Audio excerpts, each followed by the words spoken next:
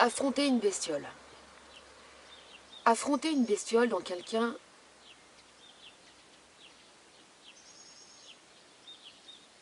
c'est respecter cette personne. C'est-à-dire que tu n'affrontes pas la bestiole d'une personne dont tu te fous complètement. C'est-à-dire que à partir du moment où il y a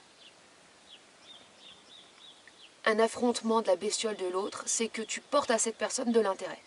Soit parce que tu dois être amené à vivre avec cette personne, faire des choses avec, évoluer avec, vivre avec, construire avec, ou bien tout simplement développer une amitié. Donc l'affrontement des bestioles, c'est réservé aux proches. Le terme proche, ça désigne les personnes qui sont proches de toi. En termes de sensibilité ou de... En termes de sensibilité.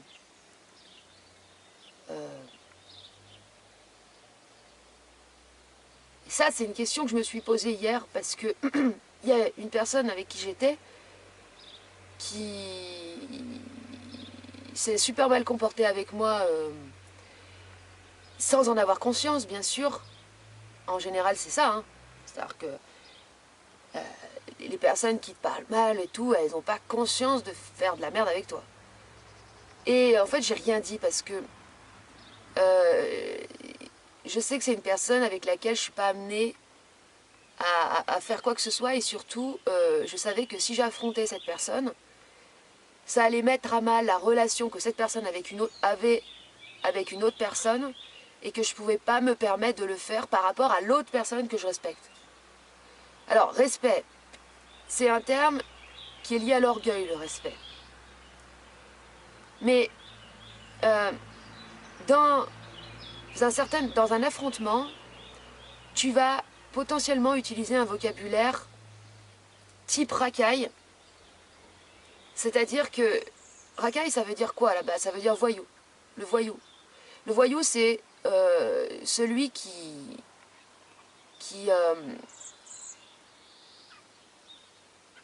ah, mais il y a Merle avec une femelle. Ils sont en train d'essayer de se pécho. Qui fait fi des règles et qui fait comme il a envie. Et les bestioles sont des racailles en tant que telles.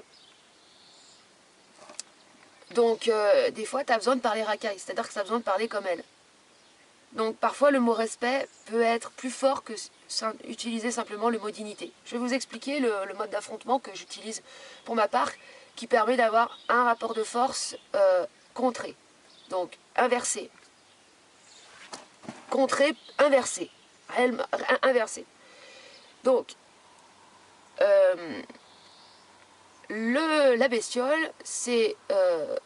je vais prendre un exemple dans une situation où il y a un groupe de personnes qui décident de faire quelque chose ensemble. Donc, ça peut être, prenons un exemple, organiser, n'importe, hein, le truc vraiment basique, organiser un barbecue. Ça, c'est une activité en tant que telle. Pour organiser un barbecue, il faut qu'il y en ait un qui s'occupe du feu, l'autre qui des saucisses, l'autre de... Voilà, il faut qu'il y ait une personne qui mette de l'ambiance. Chacun a un rôle à jouer pour que le moment soit sympatoche. Mais les bestioles dans les gens, elles sont incapables de faire en sorte que les gens passent un moment sympa et s'amusent. Parce que les bestioles, elles sont là pour faire chier. C'est la petite partie dans la personne qui queen, qui est lancinante, c'est le moustique. Tu vois, c'est un après-midi, il y a une bonne ambiance, c'est bon enfant, c'est-à-dire bon enfant, c'est que tout le monde est redevenu un enfant. Donc les gens disent des conneries, c'est des connes. Ça peut, par exemple, imaginons il y a des enfants, il peut y en avoir un qui fait un peu une blague, un peu vulgaire. Mais bon, la bestiole, elle a attention des enfants. Alors que c'est justement le fait de dire attention à des enfants que l'enfant va porter attention à ce que le parent a dit et va ensuite répéter parce qu'il a compris que ça, fallait pas le dire, donc il va le dire exprès. Voilà, donc la bestiole c'est, tu vois, bonne ambiance, enfant, tout léger, tout est déconne, tout est sympatoche, et c'est le petit moustique en souplant qui est là pour bien plomber l'ambiance et mettre des menaces là où il n'y en a pas. Attention là, hein, attention, non, non, non, mais c'est juste pour te prévenir. Attention, si tu fais ça, tu vas tomber. Attention, parce que là, non, si tu mets la saucisse là, attention, elle va tomber. Tu vois? C'est ce qui pourrit l'ambiance, mais sous couvert du bien toujours. Sous couvert de, ah non, mais c'est moi qui gère. C'est heureusement que je suis là parce que je gère tout. En général, la bestiole, elle veut tout gérer. Tout gérer quand il y a du monde. Mais en amont, en général, elle n'a rien géré. En général, c'est quelqu'un d'autre qui a tout géré, mais elle, quand il y a le public qui arrive, il faut qu'elle montre que c'est elle qui est aux commandes. Donc, dans cette situation, voilà, tu vas dire par exemple, bon ben moi, hier, j'imagine un complet, hein, j'improvise. Hier, je suis allée me balader dans un endroit marécageux. J'ai commencé un peu à m'enfoncer, c'était marrant. Alors, parce que l'exemple que je donne, c'est qu'en général, la bestiole arrive quand il y a quelqu'un qui parle d'un truc qui, dans la forme, paraît un peu négatif, dangereux ou malsain, mais dans la forme. Mais juste dans la forme. Donc, imaginons, moi, je raconte, ouais, je me suis baladée, j'étais dans un marécage, j'ai commencé à m'enfoncer jusque-là, j'ai vu, il y avait des sangsues qui arrivaient. Alors, j'en ai pris une, je l'ai regardée, je dis, oh, coucou, sangsue. Ah ouais, non, mais... Alors, la sangsue... Ah, mais attention, hein, c'est dangereux de faire ça. Tu sais, si tu vas te promener là, dans cet endroit, c'était très dangereux.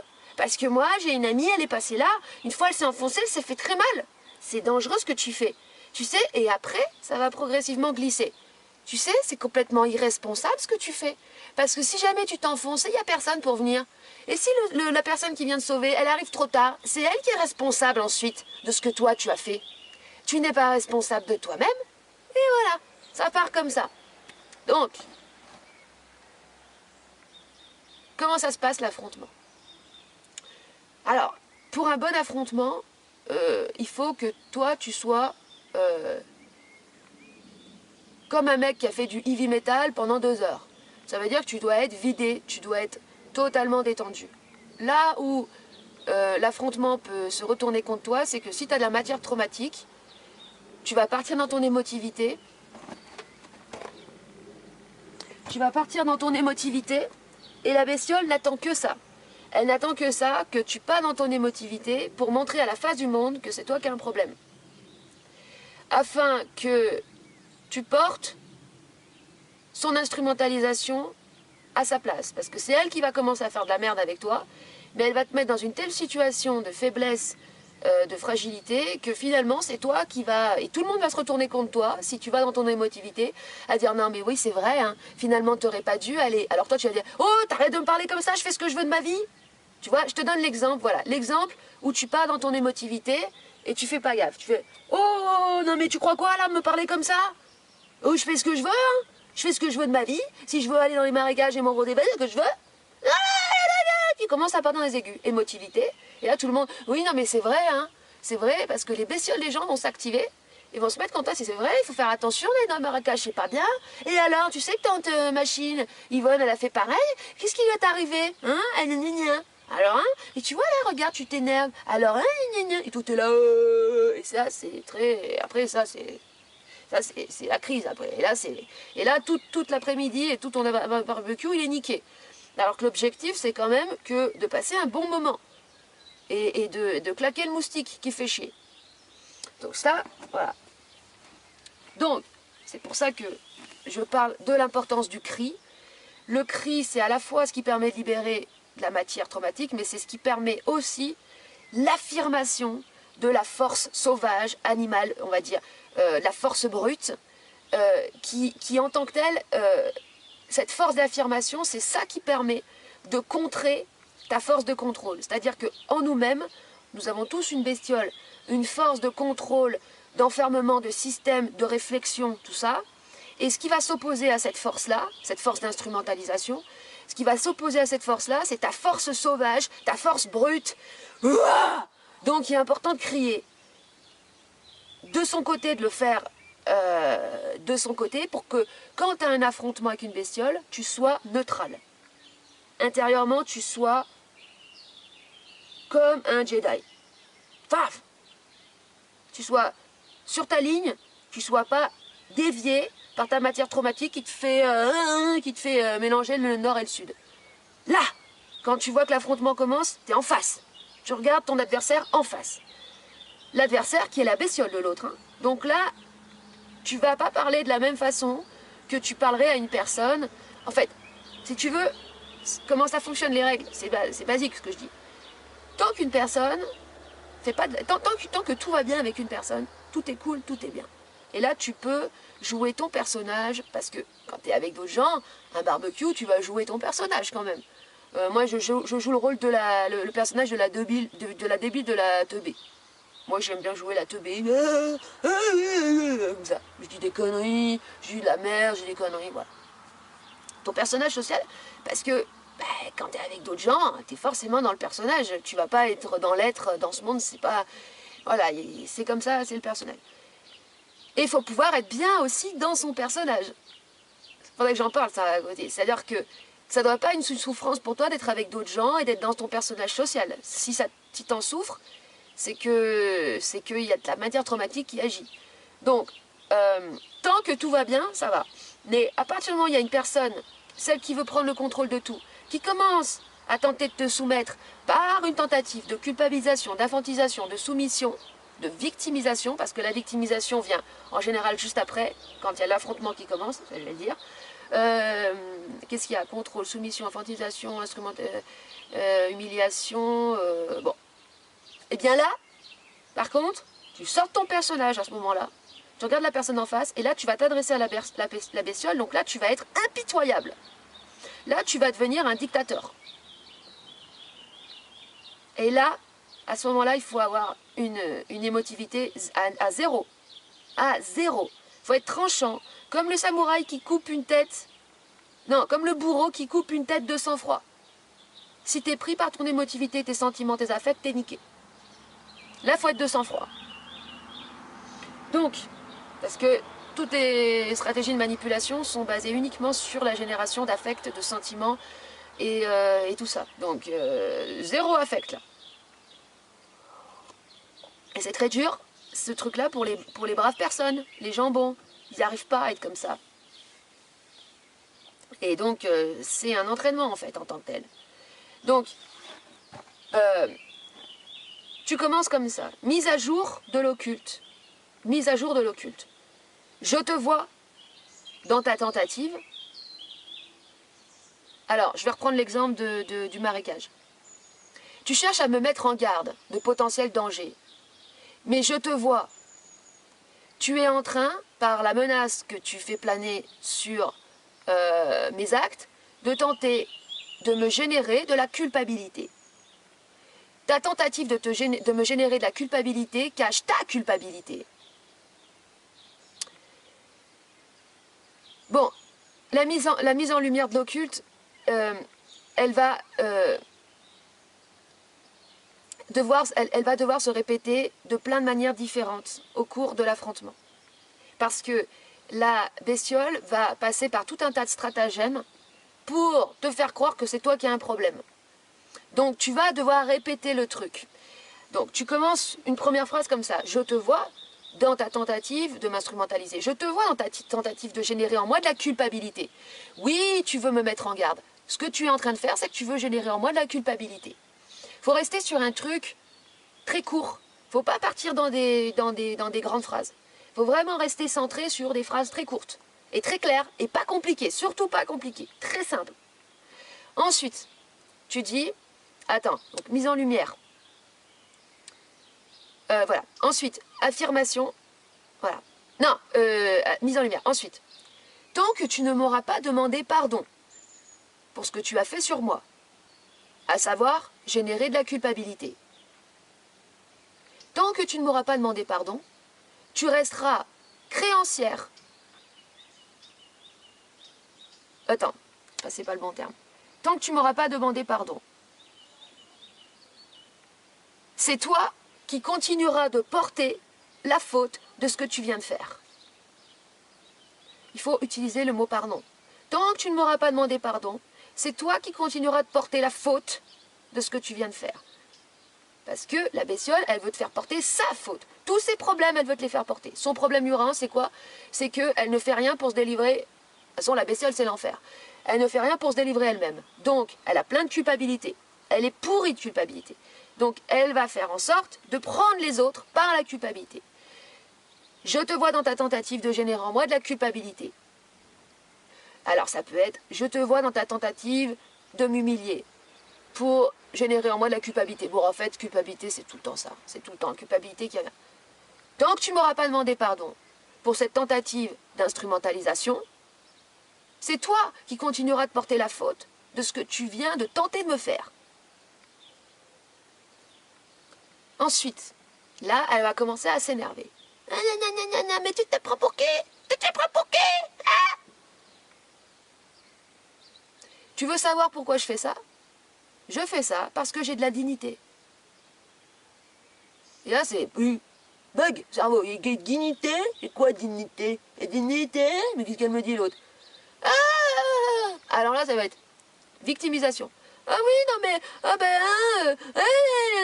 Je te vois dans ta tentative de générer de la culpabilité par le biais d'une victimisation. Tu continues.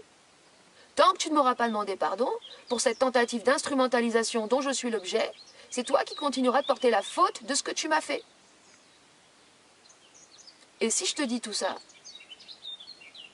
tu peux dire c'est parce que je te respecte. Parce qu'il faut utiliser un terme qu'elle comprend. C'est parce que je te respecte. Et moi, je me respecte aussi. Ensuite, tu peux... Donc là, elle peut s'énerver. Si elle s'énerve encore plus, elle va tenter de t'embrouiller par tout un tas en générant plein d'affects. Il s'agit simplement de me demander pardon. Tu lui expliques la voie de sortie, c'est le pardon. Il s'agit simplement que tu me demandes pardon et ensuite on repart sur d'autres bases. Donc, elle peut te dire oui, non, il faut apprendre à supporter, à accepter les autres tels qu'ils sont. On pourrait tous s'entendre, mais toi tu veux pas accepter les autres tels qu'ils sont. Tu dis justement, c'est parce que j'ai envie qu'on s'entende tous bien que je mets en lumière cette instrumentalisation que tu es en train d'exercer sur moi. C'est justement parce que j'ai envie qu'on s'entende tous bien. Ensuite, ça peut être, elle va te dire, oui, alors elle va commencer une simulation d'excuses. C'est-à-dire qu'elle est tellement incapable de dire je te demande pardon qu'elle va faire une simulation d'excuses. Donc dans la simulation d'excuses, elle va se faire passer pour la gentille, pour la bonne personne, et toi pour la méchante, ou toi pour la malade. Si elle n'arrive pas à te faire passer pour une méchante, elle va te faire passer pour quelqu'un de malade, ou de blessé, ou de traumatisé. Oui, bah, c'est vrai que petit sourire au coin. J'ai compris que, en fait, je t'avais blessé quelque part. Je t'avais blessé avec ma parole. Là, stop. Stop, stop, stop, stop, stop. Comment ça, tu m'as blessé? Tu es en train de sous-entendre que si tu m'as blessé, ça veut dire que je serais déjà blessé à la base. Ça veut dire que je suis quelqu'un de fragile, quelqu'un d'instable.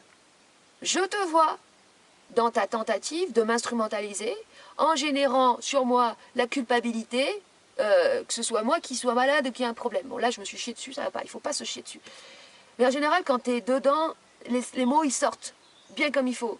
Parce que là, j'ai inventé un truc, j'ai inventé une situation. Donc, je suis dans l'imagination, c'est plus difficile. Mais quand elle veut te faire passer pour la malade, je te vois dans ta tentative de me faire passer, moi, pour la personne instable, dans le but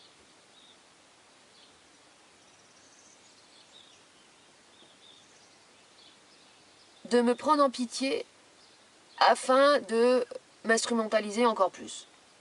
Je te vois.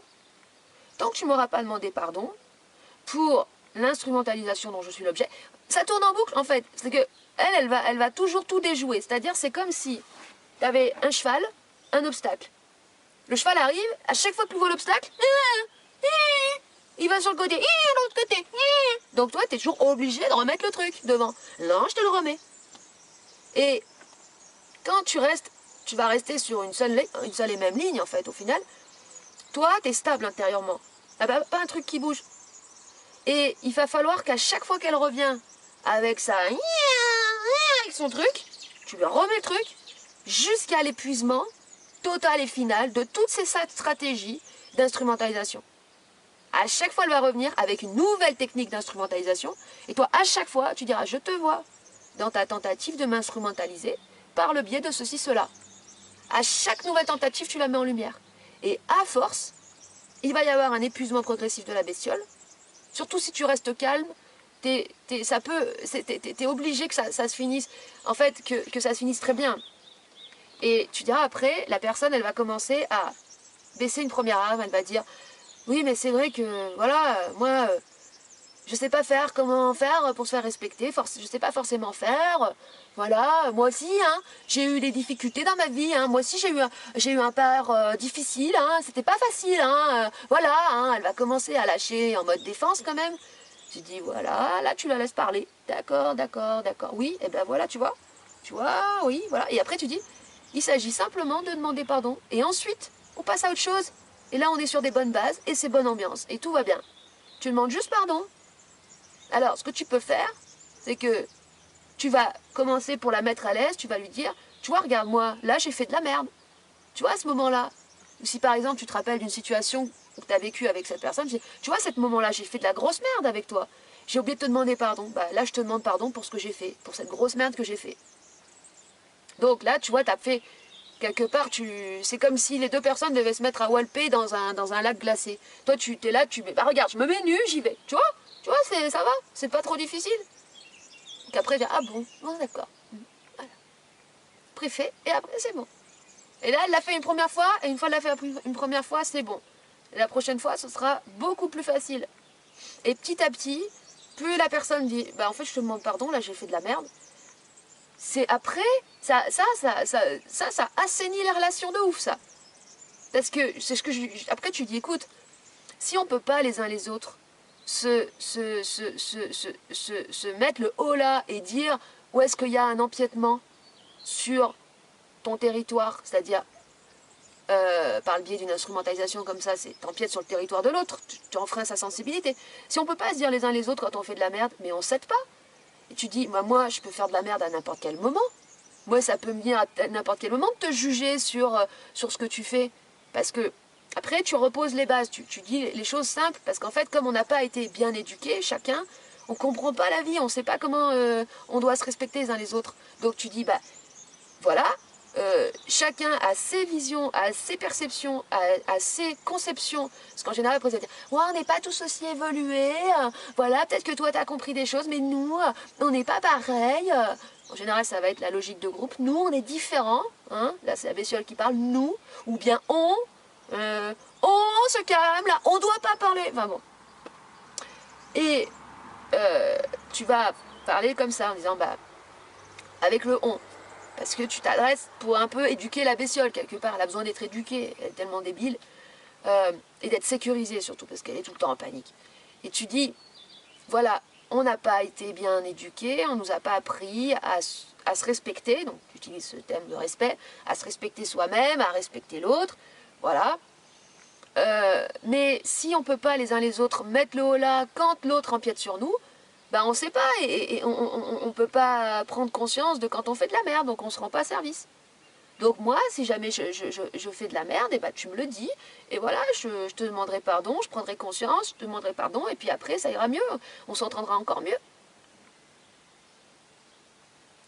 Et en général, quand tu as dit toi-même que tu faisais souvent de la merde et tout, ça calme l'autre. Il dit ah bon, ouais, ah bon, ouais c'est vrai, bon, voilà. Quand tu pars sur de la généralité, ça peut aider, c'est-à-dire en disant on fait tous de la merde, c'est comme ça, on fait tous de la merde et tout, et voilà, et tu te rabaisses bien, mais pas dans une stratégie de rabaissement pour. Mais en plus, c'est pas. Et en plus, c'est vrai, c'est-à-dire qu'on fait vraiment tous de la merde. Parce que quand il y a un truc qui nous passionne, en général, c'est dans la passion qu'on fait le plus de merde. Passionné par un sujet, passionné par quelque chose, et l'autre commence à te parler d'un truc qui ressemble au sujet en question dont tu es passionné. Et là, non, c'est pas comme ça. Parce que normalement, c'est comme ci, comme ci, comme là. Et si c'est pas comme ci, comme ci, comme là, moi je te dis que c'est pas comme ça. C'est là qu'on est dans l'emprise.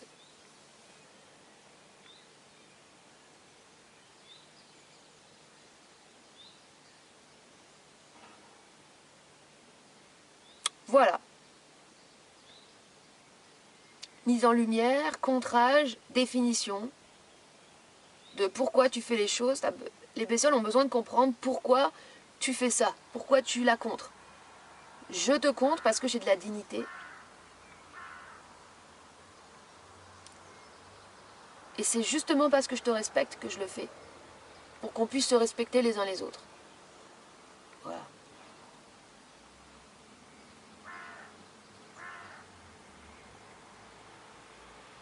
Dignité, c'est un mot très fort. Très très fort. Peut-être un peu trop fort parfois, c'est-à-dire ça... Respect, ça faut, voilà, après c'est une question d'intuition, tu sens dans le moment, mais quand tu as une très grande qualité d'écoute, parce que la personne elle t'écoute, dans la confrontation elle a une écoute, si tu mets le mot dignité, c'est très puissant, et ça fait une sorte d'électrochoc. Après, personne ne peut te dire, bon, mais c'est difficile, ah oui, je sais pas trop, hein, me faire respecter, hein, alors, hein, c'est difficile. Et là, je dis, bah oui. Mais là, tu lui dis, oui, mais ce qui vient de se passer, là, c'est déjà un bon début. Donc après, tu mets tout de suite des encouragements, et ça doit terminer sur quelque chose de positif, obligatoirement. Et de toute façon, tu le sens dans l'énergie. Quand la bestiole est désamorcée, l'énergie change tout de suite, et après c'est cool. Après c'est bonne ambiance. Donc tant que c'est pas bonne ambiance, et surtout tant qu'il y a une tension, ah bah là t'es sûr que la bestiole elle n'est pas délogée. Tu sais qu'elle est délogée quand, allez on retourne à la pétanque. Hop, on retourne au barbecue, allez, il n'y a plus de moustiques. Tranquille.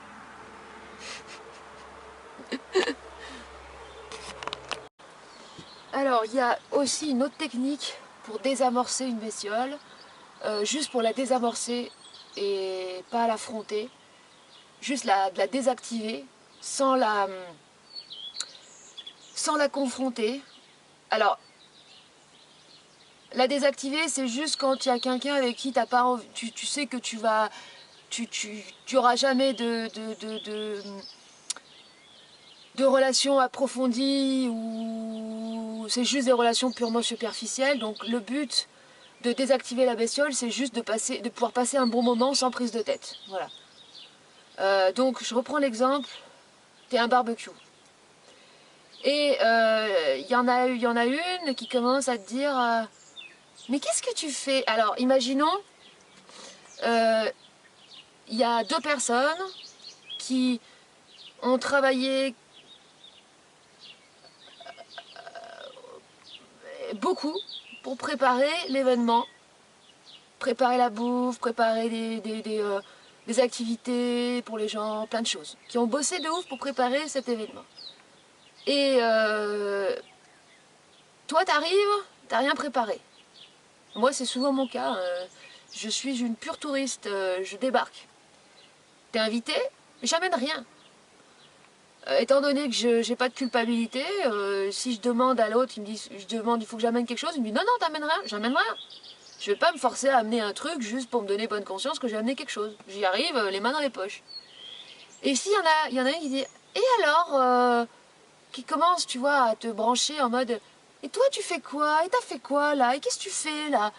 Pour te faire sentir que t'aurais pu quand même participer et appuyer sur la culpabilité. Pour désactiver le truc, tu vas dire à haute voix ce que pense la bestiole en l'amplifiant.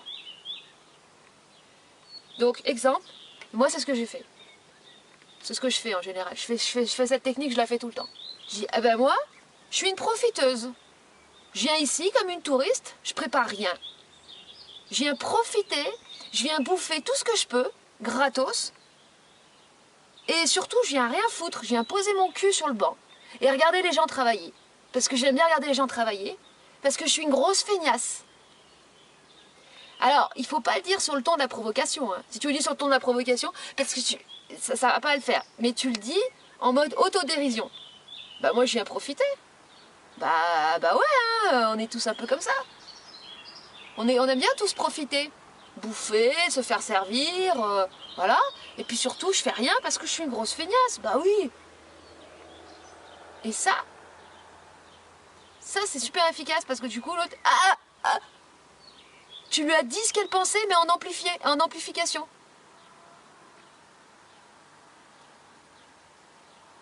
Et du coup, ça lui coupe l'herbe sous les pieds et ça la fait même rigoler, la personne. Là. Elle peut plus rien te dire. Et ça, c'est un truc que j'avais compris, une fois j'avais regardé un documentaire sur le mouvement punk. Et en fait, c'était, je sais plus sur quel groupe le documentaire portait, mais ça expliquait qu'en fait, quand ce mouvement est arrivé, au tout début, le public réagissait de manière très agressive. Parce que les punks, c'est vraiment des provocateurs. Donc, ils vont vraiment faire des trucs outranciers. Ils vont se comporter un peu comme des démons. Et comme les gens ne veulent pas voir leur obscurité, quand ils voient ça en face, alors que c'est juste un effet miroir, et puis c'est en tant que tel de l'art. Le principe de l'art, c'est de faire un effet miroir sur ce que les gens se cachent en eux-mêmes. Un miroir de la merde. Voilà. Donc le punk, il fait un miroir de la merde des gens. Parce qu'il déteste l'hypocrisie. Donc, il y a eu des gens qui ont eu des comportements comme ça, outranciers sur scène. Et au tout début, le public réagissait de manière violente, parfois s'en prenait en fait aux chanteurs et devenait hyper agressif. Et il y a eu un moment donné, quelqu'un sur scène qui s'est mis à se frapper lui-même. C'est-à-dire que il arrivait sur scène et il s'est mis à se frapper, alors en mode catch, en mode je surjoue. Et bam, bam, bam. Et là, le public s'est retrouvé complètement pétrifié, à plus pouvoir bouger, genre. Mais s'il s'auto-déglingue lui-même, alors nous, on peut plus le déglinguer. Et c'est ce que ça crée, ça. C'est-à-dire que quand tu t'auto-déglingues, mais en tant que figure de style, parce que, en fait, c'est ça aussi que je voulais dire, c'est que quand tu es bien dans ton être, tu es bien dans ton personnage. C'est-à-dire que tu peux jouer tous les personnages, t'en as rien à foutre. Tu peux jouer le beauf qui fait de la pétanque. Tu peux jouer la tasse-paix si tu dois t'habiller. Imaginons, t'es invité à un cocktail, tu vas te mettre une robe de tasse-paix, tu vas t'habiller comme une tasse-paix et tu seras super bien dans le personnage de la pute ou de la pétasse. T'auras aucun problème avec ça. Tu peux... n'importe quel. Donc tu peux aussi jouer le gros connard ou la grosse connasse qui s'assume. Bah connasse, comme dans l'émission là, de la meuf là, Camille Cotin là, qui fait connasse. C'est génial ça. C'est génial, c'est ce qu'elle fait, enfin c'est ce truc là. Et tu peux jouer la connasse. Bah ouais, moi je suis là pour profiter, bah pourquoi? Bah ouais. Et là, mais ça désamorce tout ça, mais c'est un truc de ouf. Donc dès que t'as un petit malaise, et d'ailleurs je pense que Camille Cotin, j'avais regardé une émission où elle parlait, c'est quelqu'un d'hyper introverti, c'est quelqu'un de très sensible, de très intelligent aussi. Sensibilité, ça va forcément avec intelligence. Et le fait de jouer son personnage de connasse, ça lui a permis elle aussi de mieux s'accepter, parce que justement par l'amplification du comportement vraiment de la connasse abusée, eh bien, en fait, elle a désamorcé toutes les prises. Parce qu'il y a les pensées, en fait, il y a une prise sur toi quand la pensée de l'autre commence à t'agir. Genre, la personne fait, mais pourquoi t'es là? Et tu te dis, oh merde, putain, j'ai rien préparé. Oh, j'ai rien préparé, j'ai pas aidé les autres. C'est vrai, je suis une pute, je suis une profiteuse. Mais là, tu le dis en mode amplifié, bon, vous avez compris. Ça désamorce tout. Et toi, après, t'es bien, en fait. Et tu peux même aider les autres, mais sans culpabilité. Parce que dans les barbecues, c'est toujours pareil. Je suis volontairement cliché, hein, mais j'en dirais comme ça. Les mecs, ils font le feu, et les nanas, elles sont là pour mettre la table et tout. Mais elles le font pas par plaisir, elles le font par devoir. Donc moi, je les vois, je dis, je vous aide pas, hein, étant donné que j'ai pas de culpabilité à ne pas vous aider et à ne pas contribuer, je vous regarde. Je vous regarde vous faire chier. Ça vous dérange pas? Et je suis la pire des connasses dans ces moments-là. Parce que, justement, si je sens la pensée qui arrive en moi, je la dis à haute voix, version connasse. Et oui, donc Camille Cotin, là, elle disait, voilà, tu vois quand elle parle que sa démarche comment dirais-je, était dans une démarche d'acceptation de soi, de recul, enfin bon. Et merde, qu'est-ce que je voulais dire?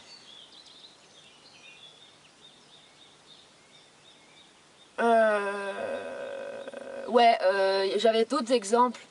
Parce que je le fais souvent en fait, ça. J'active le mode colasse dès que je sens qu'il y a une prise.